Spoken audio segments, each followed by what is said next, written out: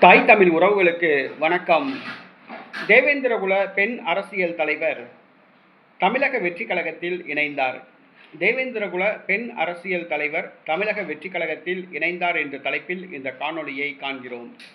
தமிழக வெற்றிக் கழகத்தில் திமுக, அதிமுக, காங்கிரஸ், பாரதிய ஜனதா கட்சி, விடுதலை சிறுத்தை கட்சி, பாட்டாளி மக்கள் கட்சி உள்ளிட்ட பல கட்சிகளை சார்ந்தவர்கள், செல்லா காசுகள், முன்னாள் தலைவர்கள், முன்னாள் எம்எல்ஏ, எம்பிக்கள், முன்னாள் அமைச்சர்கள் சாறை சாறையாக வெளியேறி தமிழக வெற்றிக் கழகத்தில் இணைந்து வருகிறார்கள். இந்த சூழ்நிலையில் தேவேந்திரகுல பெண் அரசியல் தலைவர் ஒருவர் தமிழக வெற்றிக் கழகத்தில் இணைந்துள்ளார்.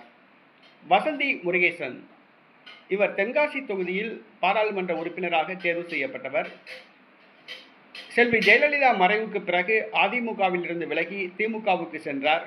மீண்டும் அதிமுகவுக்கு வந்தார். நடைபெற்று முடிந்த தமிழக சட்டசபை தேர்தலில் சசிகலா அவருடைய கட்சி வேட்பாளராக சங்கரன்கோயில் தொகுதியில் போட்டியிட்டு சசிகலாவிடம் பணத்தை பெற்றுக்கொண்டு போட்டியிட்டு டெபாசிட் இழந்தார். தற்பொழுது சசிகலா கட்சியிலிருந்து விலகியுள்ளார். நேற்றைய தினம் தமிழக வெற்றிக் கழகத்தில் இணைந்துள்ளார். வசந்தி முருகேசன் அவர்கள் தென்காசி தொகுதி முன்னாள் பாராளுமன்ற உறுப்பினர் என்பது குறிப்பிடத்தக்கது.